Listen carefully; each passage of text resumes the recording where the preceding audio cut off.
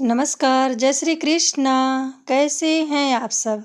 मेरे YouTube channel धर्म समाधान में आप सभी लोगों का हार्दिक स्वागत है। आज हम आपको बताएंगे सुंदरकांड पाठ करने के नियम क्या हैं। अगर आप संकल्प लेके पाठ करते हैं या आप सिर्फ शनिवार, मंगलवार के दिन पाठ करते हैं, तो यह ज़रूर जान लें कि सुंदरकांड का पाठ कैसे किया जाता है, इसके क्या नियम हैं। सबसे पहले आप सभी हनुमान जी के श्रद्धालु भक्तजनों को, मेरी माताओं को, मेरी बहनों को मेरी तरफ से राम राम। आपको हनुमान जी की कृपा से सदैव घर में सुख समृद्धि की प्राप्ति हो। देखिए, आप चाहें तो बच्चों के जन्मदिन पर, शादी की सालगिरह पे, गृह प्रवेश में, मुंडन संस्कार के समय भी अपने घर में सुंदरकांड का पाठ करा सकते हैं। आप चाहें तो प्रतिदिन नित्य सुंदरकांड का पाठ कर सकते हैं या आप चाहें तो शनिवार के दिन, मंगलवार के दिन पाठ कर सकते हैं। सुंदरकांड में 60 दोहे होते हैं। आप चाहें तो प्रतिदिन 10-10 की संख्या में भी इसका पाठ कर सकते हैं। इसी तरह से ही आप सुंदरकांड का पाठ नित्य पढ़ करके लाभ को प्राप्त करें। आप जब भी सुंदरकांड का पाठ करें तो उसके कुछ ज़रूरी नियम होते हैं, आप वह जान लें। जब आप पाठ करें तो प्याज लहसुन का त्याग कर दें, तामसिक भोजन से दूरी बना लें, शराब, लहसुन, प्याज, मांस, मदिरा का सेवन ना करें। अगर आप प्रतिदिन ऐसा नहीं कर पा रहे हैं तो मंगलवार को, शनिवार को, मतलब आप जिस भी दिन सुंदरकांड का पाठ कर रहे हैं उस दिन तामसिक भोजन को आप त्याग दीजिएगा। आप ब्रह्मचर्य व्रत का पालन भी करें। जब भी आप सुंदरकांड को पाठ करें तो पूर्ण रूप से भगवान हनुमान जी पे, भगवान श्री राम जी पे पूर्ण आस्था और विश्वास रखकर ही इसका पाठ करना चाहिए। तो चलिए अब जान लें नित्य सुंदरकांड पढ़ने के या शनिवार, मंगलवार सुंदरकांड पढ़ने के आवश्यक नियम क्या हैं। आप प्रातःकाल सूर्योदय से पूर्व जगें, स्नान ध्यान करें, शुद्ध वस्त्र धारण करें, शुद्ध विचार से, शुद्ध शरीर से, शुद्ध आहार से आपको सुंदरकांड का पाठ प्रारंभ करना चाहिए। सुंदरकांड का पाठ करें तो पुस्तक को भी आसन दें। हाथ में लेकर के आपको कभी भी कोई भी धार्मिक पुस्तक का पाठ नहीं करना चाहिए। आप पुस्तक को भी सिंदूर, धूप, दीप, पुष्प, अक्षत समर्पित करें, पूजा करें, शीश नवा करके भगवान से प्रार्थना करें। आप आसन पर फूल और अक्षत का आसन दे करके देवी देवताओं की विधिवत पंचोपचार से पूजा करें। आप यह पूजा अपने घर के मंदिर में भी कर सकते हैं और इस तरह से अलग चौकी लगा के भी कर सकते हैं। आप अगर ऑरेंज कलर के, नारंगी रंग के कपड़े पे भगवान हनुमान जी को विराजमान करते हैं तो अधिक शुभ होता है। वैसे आपके पास जो भी वस्त्र हो आप उसी को ही चौकी पे बिछा करके भगवान को प्रतिष्ठित कर सकते हैं। आप जब भी हनुमान जी की पूजा करें तो आपको राम जी की पूजा करना अनिवार्य होता है। आप राम जी की भी और हनुमान जी की भी पंचोपचार से पूजा करें। आप धूप दीप जला लें, फिर भावपूर्ण स्नान आप जल के माध्यम से संपन्न कराएं। आप सुंदरकांड का पाठ किसी भी समय कर सकते हैं। कई लोग कहते हैं कि सुंदरकांड का पाठ सुबह नहीं करना चाहिए। ऐसा कौन कहता है? तो लोग कहते हैं। जो लोग ऐसा कहते हैं ना, वो बस आपके रोगों की वृद्धि कर रहे हैं। भगवान की भक्ति के लिए, भगवान की पूजा उपासना के लिए कोई समय नहीं होता है। बस समय होता है तो आपकी श्रद्धा का और विश्वास का। आप भगवान को वस्त्र स्वरूपी कलावा समर्पित करें और उन्हें जनेऊ भी दें, क्योंकि हनुमान जी को कहा जाता है ना, कांधे मूज जनेऊ साजे। तो उनकी पूजा पाठ में आप जनेऊ जरूर सम्मिलित कीजिएगा।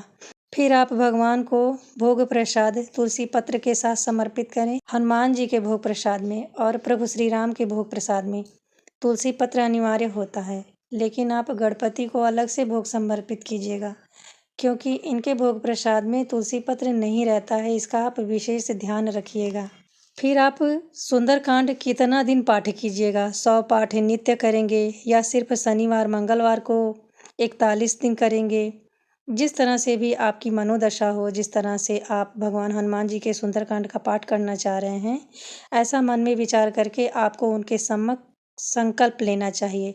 संकल्प लेते समय आपको अपने हाथ में अक्षत, फूल और तुलसी पत्र, जल जरूर रखना चाहिए। समस्त वस्तुएं संकल्प लेने के बाद में भगवान के आप चरणों में समर्पित कीजिएगा। सभी देवी देवताओं को धूप दीप तिलक आप समर्पित कीजिएगा। तिलक पर अक्षत समर्पित करें। आप सुंदरकांड पाठ प्रारंभ करने से पूर्व भगवान श्री राम जी की स्तुति कीजिएगा। देखिए, यह सुंदरकांड के कुछ श्लोक हैं जिन्हें आपको जरूर पढ़ना ही चाहिए। आप हाथ जोड़कर भगवान की स्तुति करें और कहें, मंगलम भगवान विष्णु मंगलम गरुड़ध्वजा मंगलम पुंडरीकांचा मंगलाय तनोहरि गजाननं भूतगणाधिसेवितं कपितजम्बूफलचारुभक्षणं उमासुतं शोकविनाशकारकं नमामि विघ्नेश्वर पादपङ्कजं मनोजवं मारुततुल्यवेगं जितेन्द्रियं बुद्धिमतां वरिष्ठं वातात्मजं वानरयूथमुख्यं श्रीरामदूतं शरणं प्रपद्ये। नीलाम्बुजश्यामलकोमलाङ्गं सीतासमारोपितवामभाग्यं पाणौ महाशायक चारुचापं नमामि रामं रघुवंशनाथम्। यतो यथा समीहसे ततो नो अभयं कुरु शन्नः कुरु प्रजाभ्यो अभ्यं न पशुभ्यं सर्वे भवन्तु सुखिनः सर्वे सन्तु निरामयाः सर्वे भद्राणि पश्यन्तु माँ कश्चित् दुःखभाग् भवेत्। फिर आप सुंदरकांड के श्लोक का पाठ करें। शांतं शाश्वतं प्रमेयमनघं निर्वाण शांति प्रदं ब्रह्मा शंभु फणीन्द्र सेव्य मनीषं वेदांत वेदं विभुं रामाख्यं जगदीश्वरं सुरगुरुं माया मनुष्यं हरिं वन्देऽहं करुणाकरं रघुवरं भूपालचूडामणिं नान्या स्पृहा रघुपति हृदये यस्मदीये सत्यं वदामि च भवानिखिलान्तरात्मा भक्तिं प्रयच्छ रघुपुङ्गव निर्भरां मे कामादिदोषरहितं कुरु मानसं च अतुलितबलधामं हेमशैलाभदेहं धनुजवनकृशानुं ज्ञानीनामग्रगण्यं सकलगुणनिधानं वानराणामधीशं रघुपति प्रिय भक्तं वातजातं नमामि। पाठ करने के बाद में आप हनुमान जी की आरती करें। बड़े ही प्रेम से आपको गणपति की आरती करनी चाहिए, राम जी की आरती करनी चाहिए। आरती कीजिए हनुमान लला की आप गा सकते हैं, या आपको अगर कोई और भजन हनुमान जी का आता है तो आप उसे भी गाएं। हाथ में थोड़ा सा जल लेकर हम 3 बार वार देंगे। आप इस लोटे में रखा हुआ जल तुलसी में डाल दीजिएगा और जो भी भोग प्रसाद है समस्त परिवार में वितरित करके आप भी ग्रहण करें। इस तरह से आप नित्य प्रति 100 दिन लगातार कर सकते हैं। शनिवार को मंगलवार को कर सकते हैं। आप भगवान में पूर्ण आस्था और विश्वास रख कर ही इस पाठ को प्रारंभ कीजिएगा। भगवान हनुमान जी सभी तरह के मनोमंगल कामनाओं को पूर्ण करने वाले हैं। आप धन संतान सुख समृद्धि व्यापार रोजगार नौकरी मुकदमे में जीत किसी भी समस्या के लिए सुंदरकांड का पाठ कर सकते हैं। हनुमान जी संकट मोचन हैं। जीवन में सारे कष्ट इनकी पूजा करने से समाप्त हो जाते हैं। मन की इच्छाएं पूर्ण हो जाती हैं, यानी रंक को भी राजा बनाने का प्रसंग है। श्री रामचरितमानस का प्रत्येक कांड महत्वपूर्ण है। राम भक्त अपनी कामनाओं को पूर्ण करने के लिए सुंदरकांड का विशेष पाठ करते हैं, क्योंकि समस्त कांडों में सुंदरकांड का विशेष महत्व है। इसका नाम सुंदरकांड पड़ा क्यों? क्योंकि नष्ट द्रव्यस्य लाभो ही सुंदरः प्रतिकीर्तितः, अर्थात खोई हुई सुंदर वस्तु की प्राप्ति। इस प्रकार सीता माता की प्राप्ति हुई है। इस कांड में सुंदरकांड के माध्यम से ही सुंदर सुंदर मंगलवाचक शब्द बने हैं। माता सीता के चरित्र की पराकाष्ठा इसी कांड में देखने को मिलती है, इसलिए यह सुंदरकांड है। सुंदरकांड में राम भक्त हनुमान जी के चरित्र का उत्तम विकास है। इस कांड में हनुमान जी पुत्र के रूप में, गुप्तचर के रूप में, भगवान के दूत के रूप में, योद्धा के रूप में और सबसे बढ़कर कहीं ज़्यादा ऐसे भक्त हैं जो अपने स्वामी के आदेश पर कोई भी कार्य कर सकते हैं, उनके चरणों में सदैव समर्पित रहते हैं। इस कांड में भक्त हो या भगवान, दोनों की ही महत्ता बड़ी ही उभर के सामने आई है। किसी ने सच ही कहा है, सुंदरे सुंदरी सीता सुंदरे सुंदरः कपिः सुंदरे सुंदरी वार्ताः सुंदरम किम न सुंदरम।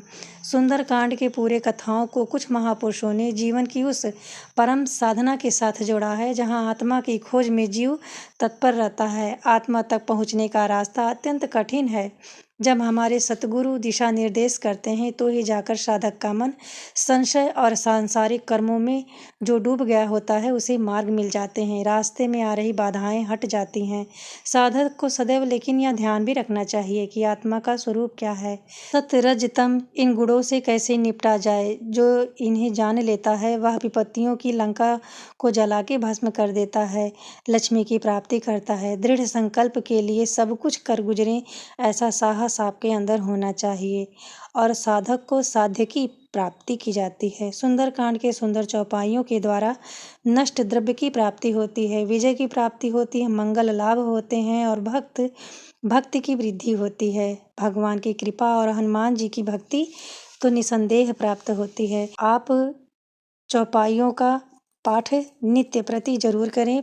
कम से कम 43 दिन 43 डे लगातार करते हैं तो आपके जीवन में अद्भुत लाभ स्वयं दिखाई देगा, जिसे आप महसूस भी करेंगे।